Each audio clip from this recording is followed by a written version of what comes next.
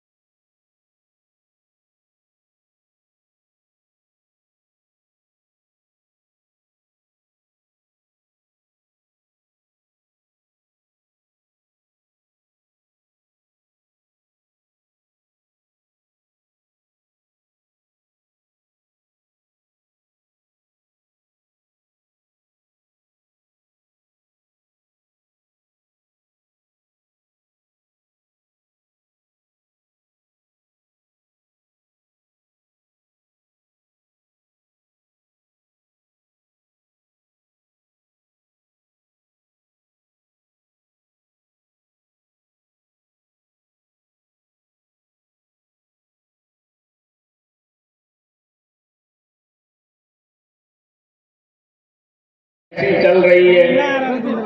अब किसानों का पहले उन्होंने धान की कराई किया, इस साल तो धान नहीं हो रहा है, लेकिन उस समय भी जो धान की कराई उन्होंने किया है, खरीदा है, उसके अभी तक पैसा किसानों को उपलब्ध नहीं करा। अभी तक किसानों को पैसा नहीं दिया। आप बताओ कि झारखंड की जो सरकार है, देश के प्रधानमंत्री नरेंद्र मोदी जी जहां किसानों की वो चिंता करते हैं, जहां किसानों के खाते में प्रत्येक महीना वो पैसा भेजते हैं, और आपके इस क्षेत्र में 94,000 किसानों के खाते में उस साल में 6,000 रुपया भेजते। इस प्रकार से ये 56 करोड़ रुपया किसानों के खाते में देश के प्रधानमंत्री उसको भेज चुके हैं। और इसलिए मैं आज आप सब लोगों से यही कहने के लिए, आप जरा सोचिए, हेमंत सोरेन किसानों के हितैषी नहीं है, झारखंडियों के हितैषी नहीं है, ये सब लोगों को ठगते हैं, लोगों को लूटते हैं। और इसीलिए मैं आज आप सब लोगों से यही कहने के लिए आया हूं, जो इस राज्य को ठगों से बचाना है, इसकी हमको संकल्प लेना है। लुटेरों से बचाना है झारखंड को, उसकी हम सबको संकल्प लेना है। यही निवेदन और यही अपील करने के लिए आया हूं। आज इस प्रदेश में अब नदी नाला में देख लीजिए, बालू भी नहीं बचा हुआ है।